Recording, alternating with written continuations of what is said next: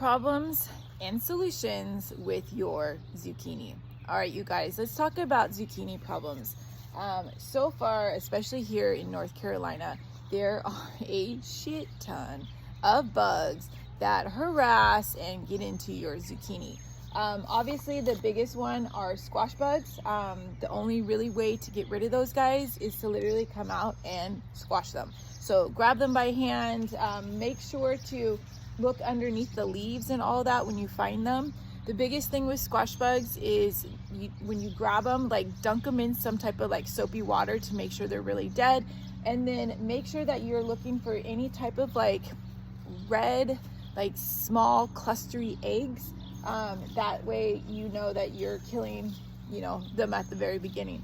The other one that we've talked about is vine borers. Now, you don't really know that you have vine borers. Like you can kind of see here, like my plants look super healthy, but come to find out, I actually had 2 vine borers alone just in this zucchini and didn't even know it. So you have to actually go under the crop itself, okay?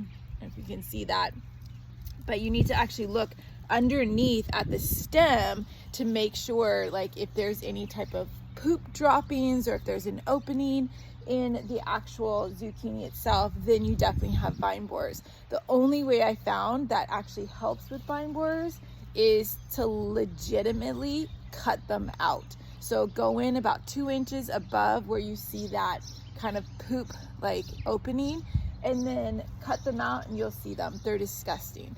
And then once you cut them, there'll be an opening and you can see down in here, like right in here, my opening on my zucchini, the zucchini is still healthy. It's still good to go.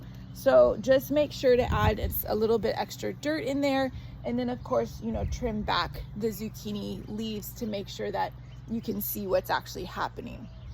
The other issue that I'm finding with my zucchini are thrips. Thrips are super gross too. So look inside the flowers of your zucchini, all right?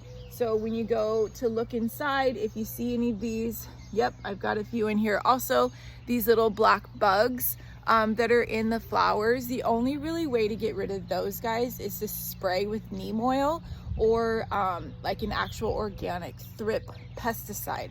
My issue is I want to use that pollen to hand pollinate. So I'll grab the flower that has the thrips in it, squash all of them, and then use the pollen to hand pollinate some of my zucchini.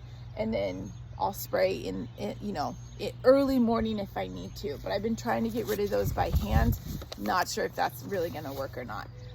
The other big thing is, if you can kind of see here in my garden, you want to overplant your zucchini. So you have a bunch, you actually have more than you need.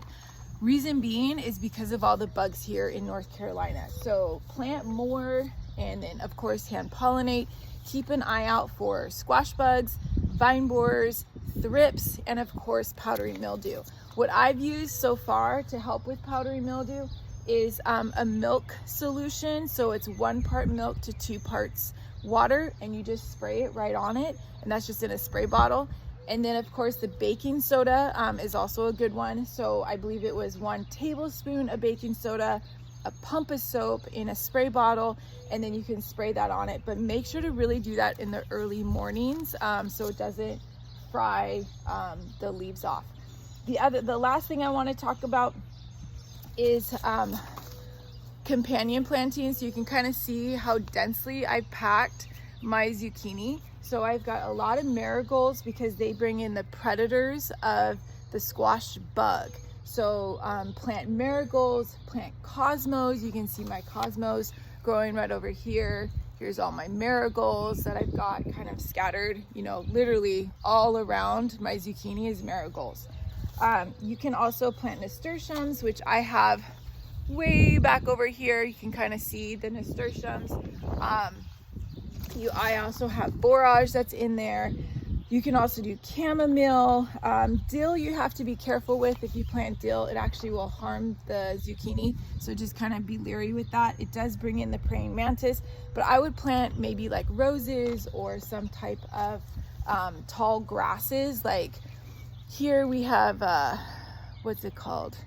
I don't know, there's some type of tall grass that we have here in North Carolina that's pretty good about, or muhly grass, that's what it is. Muhly grass is good about bringing in the praying mantises.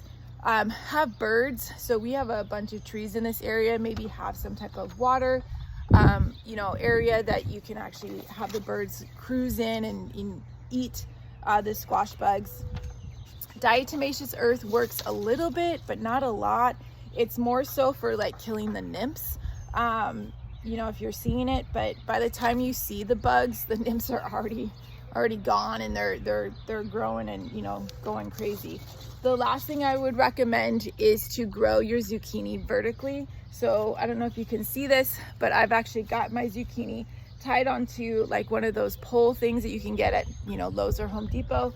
And I've actually got 2 zucchini tied in here at the same time. So I densely populate, because not only does it kind of limit the amount of bugs that are going to get in here, but also the more you grow, you know, you're bound to get at least 1 or 2 zucchini that are actually usable, and maybe 1 or 2 that's going to be destroyed. So grow more than you need, and if they're all good to go, then hey, pass them on to some neighbors.